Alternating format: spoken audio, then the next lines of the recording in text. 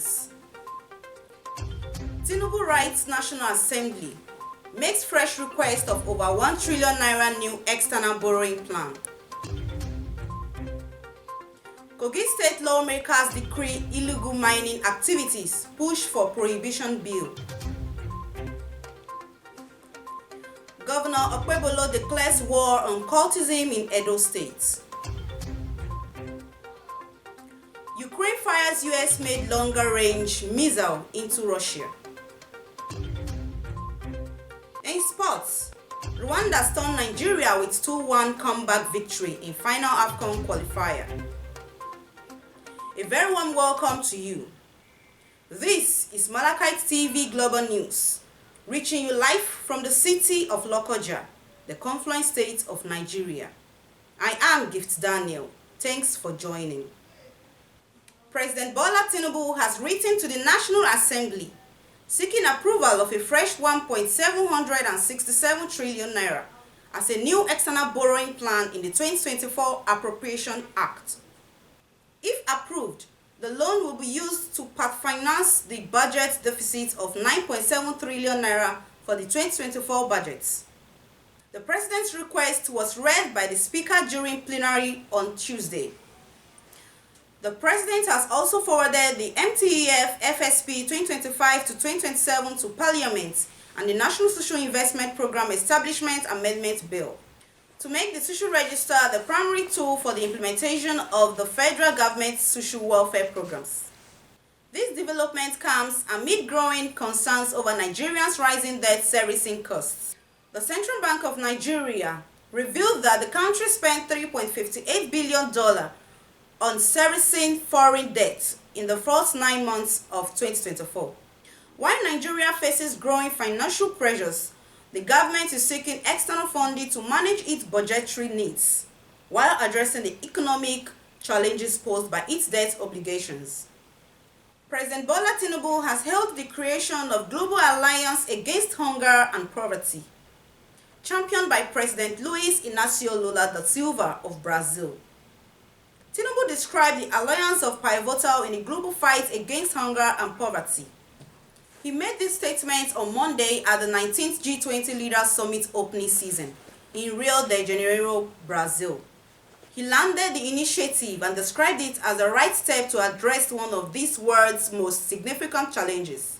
President Tinubu compared this global initiative to one of the 8 priority areas he outlined at this inauguration 18 months ago, expressing Nigeria's eagerness to adopt international best practices to advance its economic development.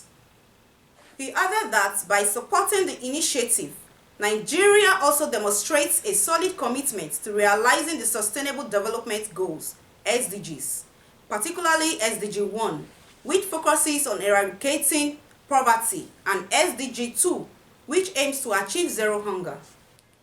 KOGI State Governor Ahmed Usman ODODO has reaffirmed his administration's unwavering commitment to ensuring the safety and security of lives and property within the state.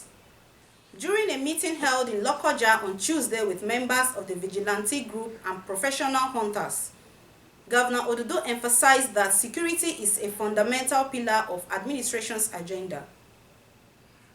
Our reporter tells us more. Governor ODODO commended the Vigilante group and the professional hunters, appreciating them for their dedication and sacrifices in maintaining peace and safety throughout Kogi State. He acknowledged their unbending and untiring commitment to safeguarding the community and highlighted the tangible positive outcomes resulting from the government's substantial investment in security measures.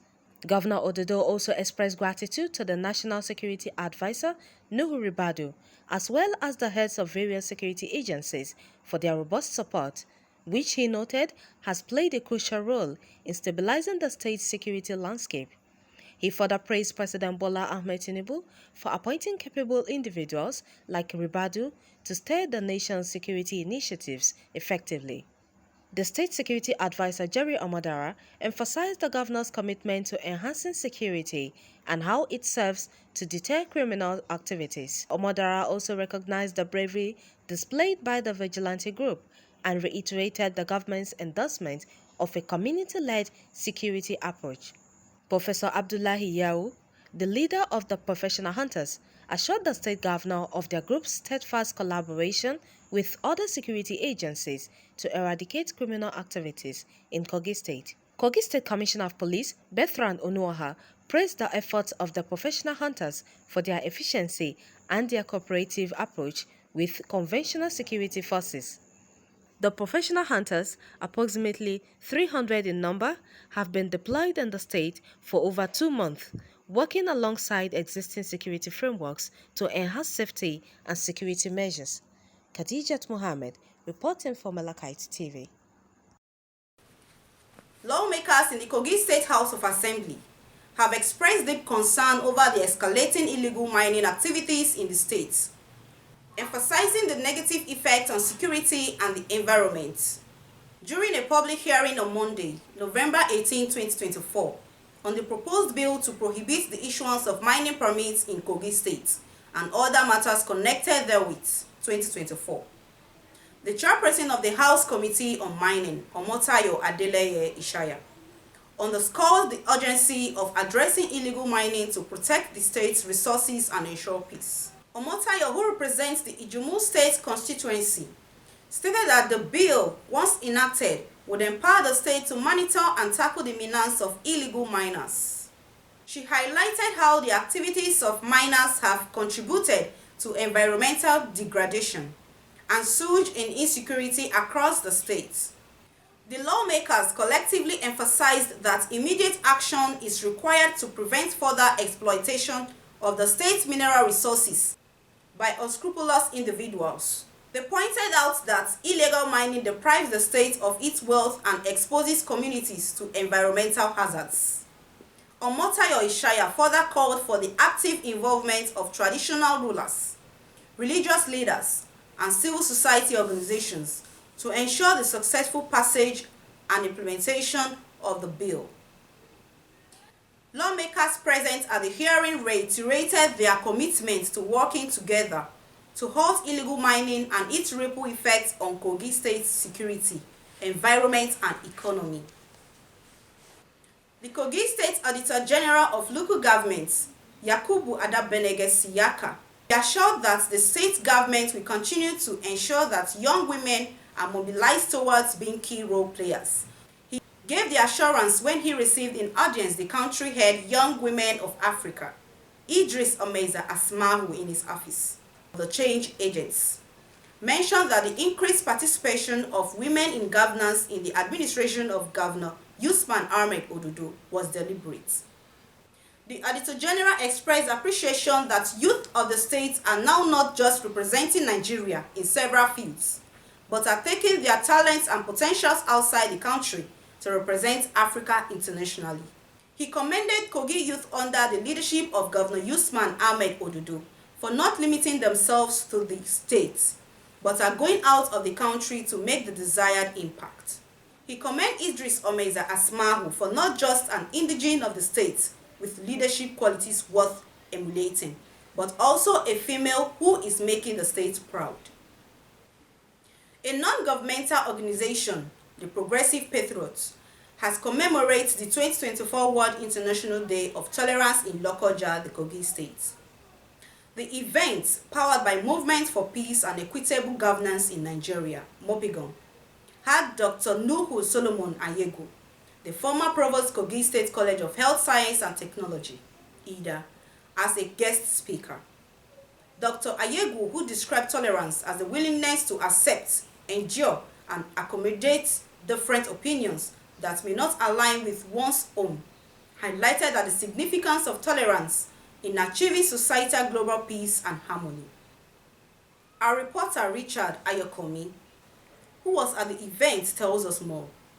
The event, powered by the Movement for Peace and Equitable Governance in Nigeria, MOPEGON, held at the Avenue Plaza Nostalgia Junction, was attended by diverse sets of groups and personalities. Guest speaker Dr. Anyegu enjoined everyone to learn to tolerate one another for a better society. A very thrilling lecture on tolerance for the development and attainment of global peace. And I think from the responses of the people, that attended this program. They are highly elated by what they heard today in this presentation. Yes, my advice is that of the key elements mentioned, key notes are related to the members of the public through this medium of the presentation today.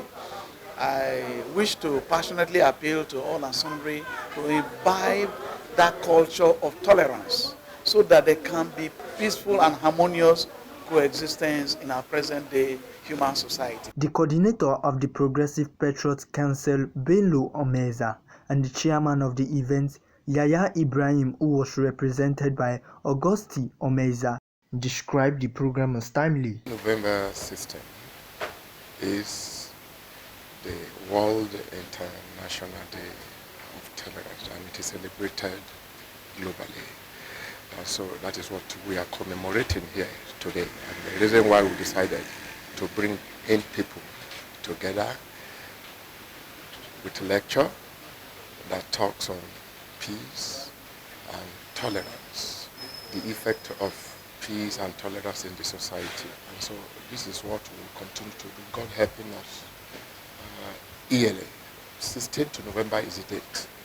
This is just our prayer that because we are just starting, this is the first edition by TPP, the Progressive Patriots. So by the second edition, God willing, next year, we hope to come out better. And this is our plan, to keep going. So at least telling the public, let the public know that there's nothing that can be compared to peace and tolerance in society. Where there is no peace, you cannot be sure there's no way you can get anything good going. So with peace, we're good to go. So we must continue to preach peace wherever we go. Yes, my take home to the people is that we will start preaching tolerance, and let's not be able to adapt to individuals' differences.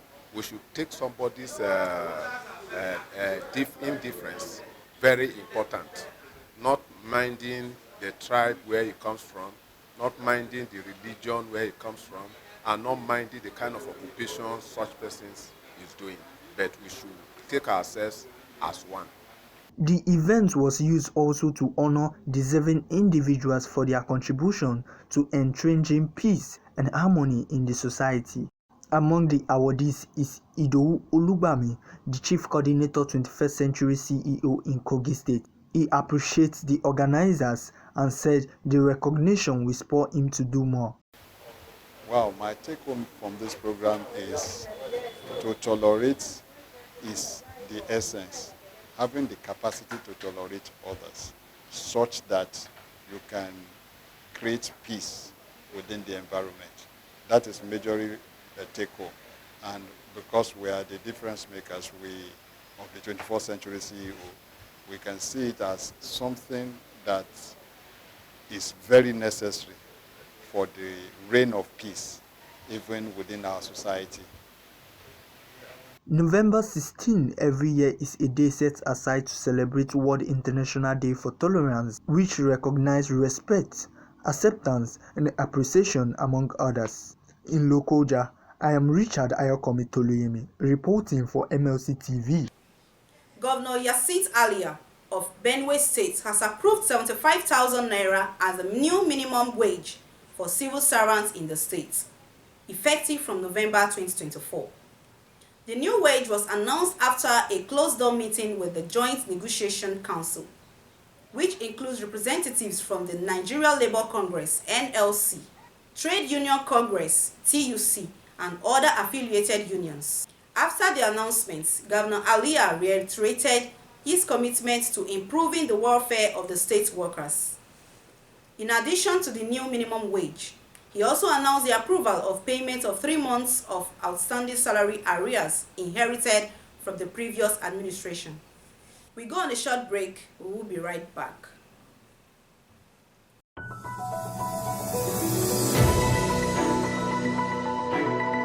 MLC TV Online is here. For your timely and reliable news that reaches you fast with the breaking news, choose MLC TV. Get human interest stories right here on MLC TV with entertainment, sports, business, culture, tourism, and fashion news stories all featured on MLC TV. Not forgetting political and current affairs news, state and federal government and people's matters will be discussed regularly on MLC TV. MLC TV, your one-stop online destination for unbiased, accurate news, entrepreneur ideas, and youth matters to the rest of the world. MLC TV, reaching everywhere, informing everyone.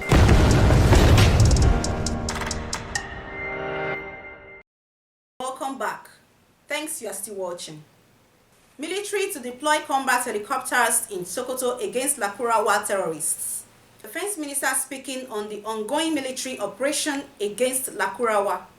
The minister noted that the people in the affected areas were in the right position to speak on the operation. The Minister of Defense, Muhammad Badaro Abubakar, has said the military is ready to deploy attack helicopters against the Lakurawa sects and other terrorists operating in the north region of the country.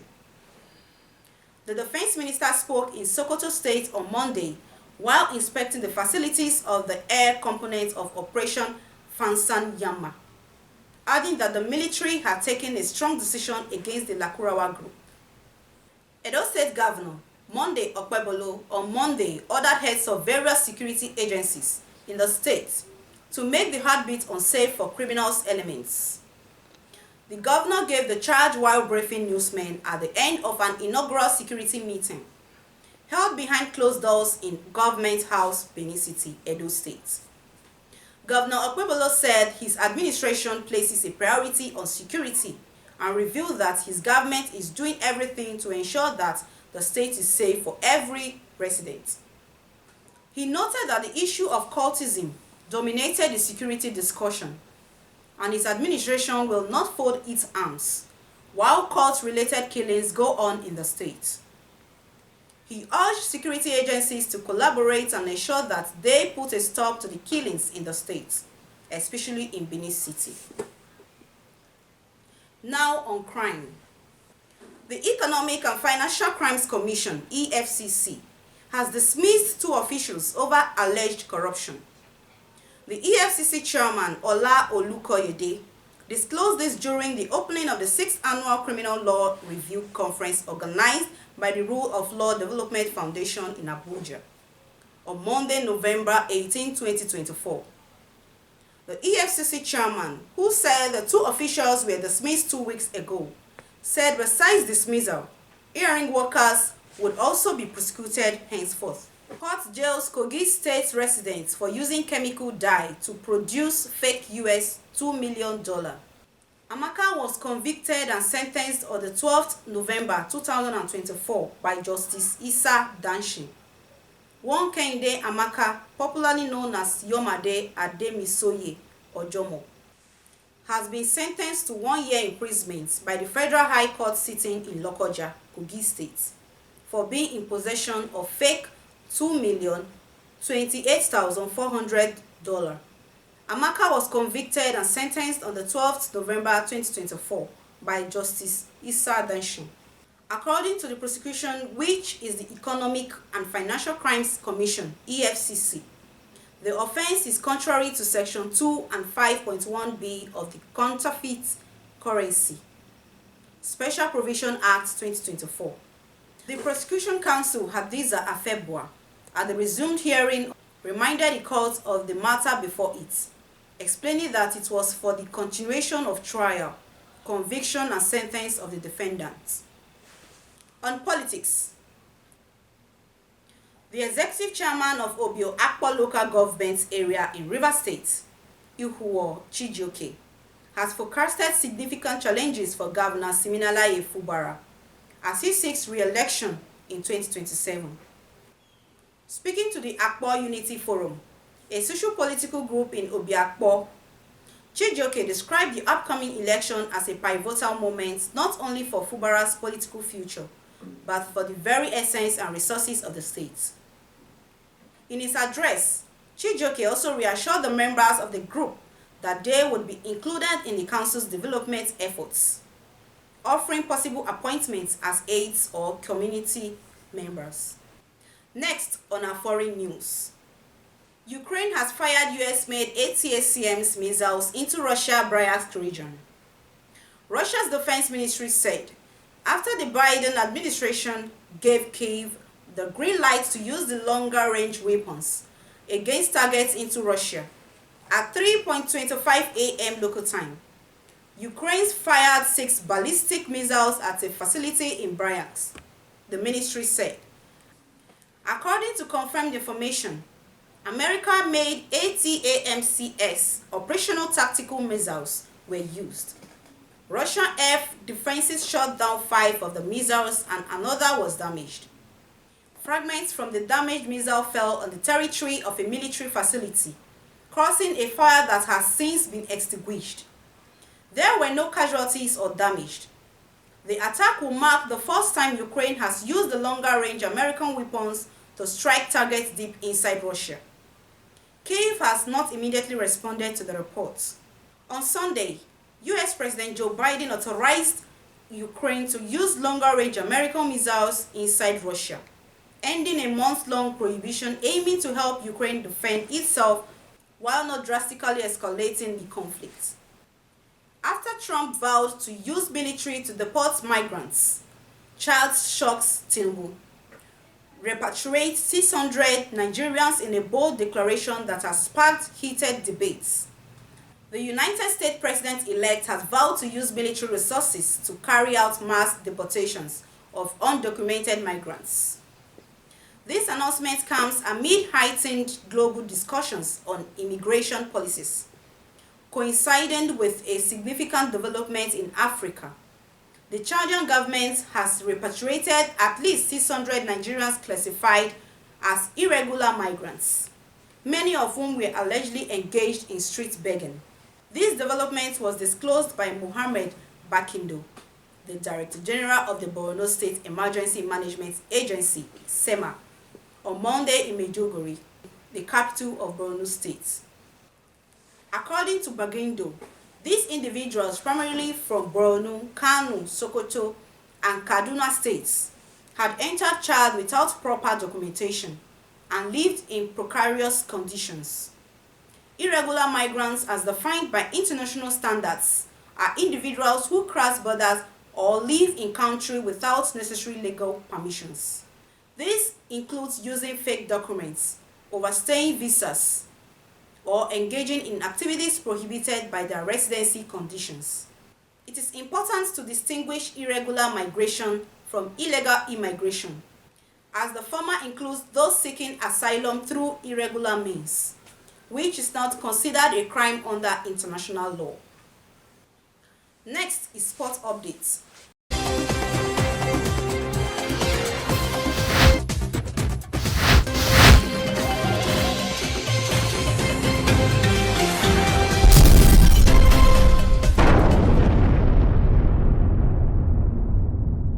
Nigerian Super Eagles concluded their African Cup of Nations Group D qualifiers with a shocking 2-1 loss to Rwanda.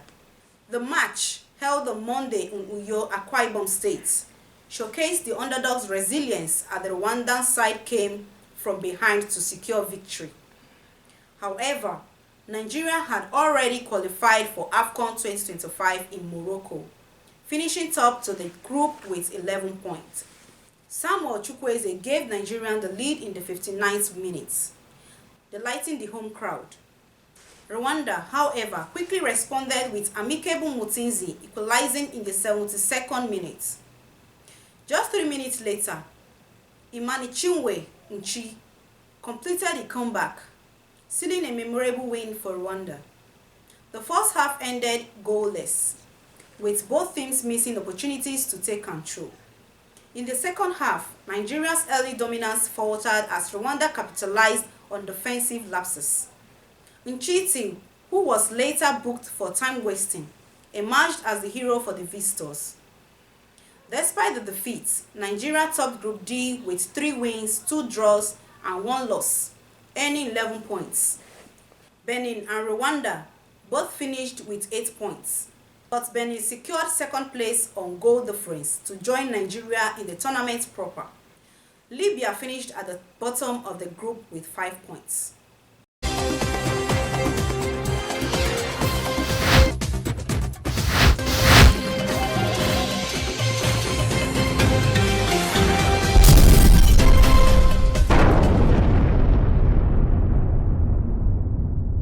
And from our entertainment desk,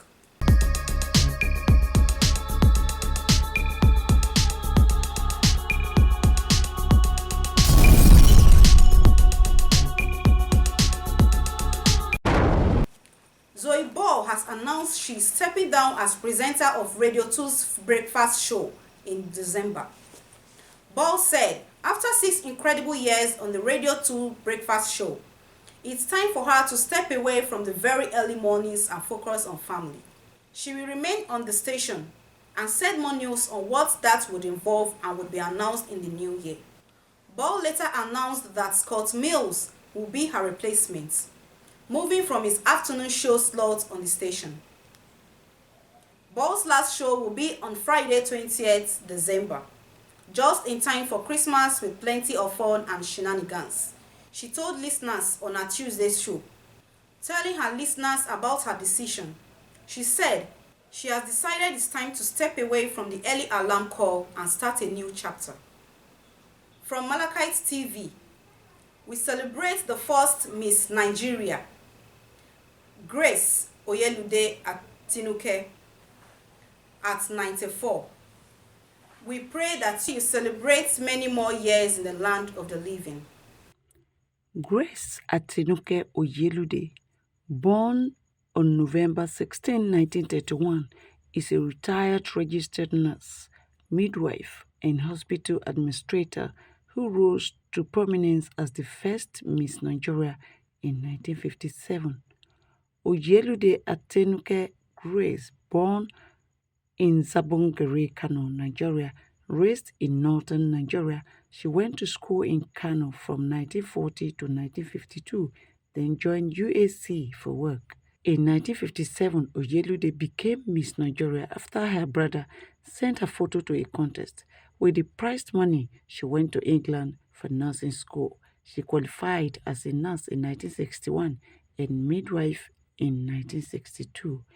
Back in Nigeria, she worked in Kaduna and Makurdi General Hospital during the Civil War. She led a team from the Northern region, the group that helped hospitals get ready to treat casualties of war. Later, she held senior positions at Ahmadu Bello University's teaching hospital until her retirement in 1985. Oyelude holds chieftaincy titles such as Iyaolu of Isanlu land and Iyalode of Okunland.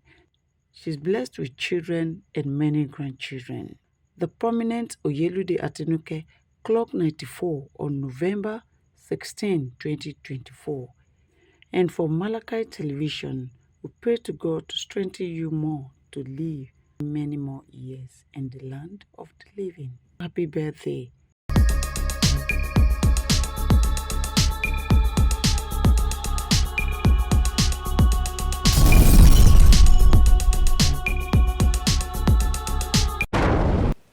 And this is where we wrap it up on today's news.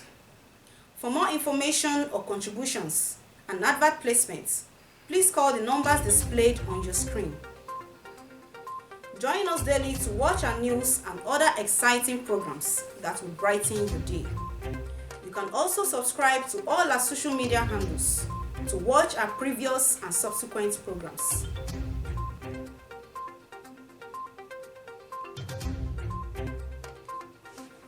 We are MLC TV, reaching everywhere, informing everyone. Please be your brothers and sisters keeper to build a happier and better society together. I am Gift Daniel. Thanks for watching. See you tomorrow.